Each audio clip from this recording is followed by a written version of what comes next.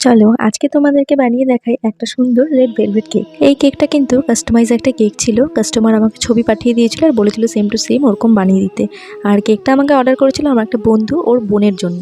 আর আরেকটা কথা জানো তো, আজকে কিন্তু আমি প্রথম রেড ভেলভেট কেক বানাচ্ছিলাম।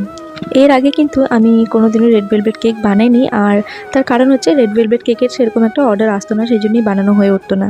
এই কেকটা কিন্তু আমি প্রিমিক্স দিয়ে বানিয়েছিলাম, রেড ভেলভেট যে প্রিমিক্স পাওয়া যায় গুডরিচের সেটা দিয়ে। কিন্তু জানো তো, প্রিমিক্সটা দিয়ে যখন বানিয়েছিলাম কিন্তু এরকম কিন্তু রেড কালার কিন্তু আসেইনি কেকটার, মানে ভেতরের যে স্পঞ্জটা আছে ভেতরের স্পঞ্জটা কিন্তু এরকম রেড হয়নি। ওপরে যে ক্রামসগুলো দেখতে পাচ্ছ, এই ক্রামসগুলোর মধ্যে কিন্তু আমি রেড কালার মিশিয়ে তারপর মিক্সিতে গ্রাইন্ড করে নিয়েছিলাম, যার জন্য এরকম রেড হয়েছিল। আমার না প্রথমে কিন্তু মনটা ভীষণ খারাপ হয়ে গেছিলো যখন দেখলাম কেকের বেসটা এরকম রেড কালার আসেনি। কিন্তু যাই হোক, রেড কালারটা মেশানোর পর যে এত সুন্দর একটা কালার হয়ে আসবে আমি কিন্তু বুঝতে পারিনি। সেটা দেখে কিন্তু আমার মনটা ভীষণ ভালো হয়ে গেছিলো। আর কাস্টমার আমাকে যে রেফারেন্স পিকচারটা দিয়েছিল সেটাও তোমাদের সাথে শেয়ার করলাম, দেখে নিয়ে সেম হয়ে যায়।